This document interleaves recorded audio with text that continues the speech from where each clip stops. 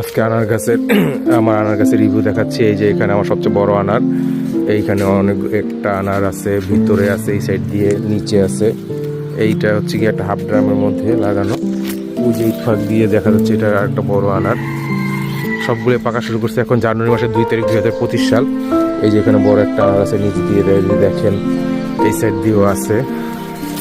এই যে এইটার ভিতরে 3টে একসাথে আনার আছে।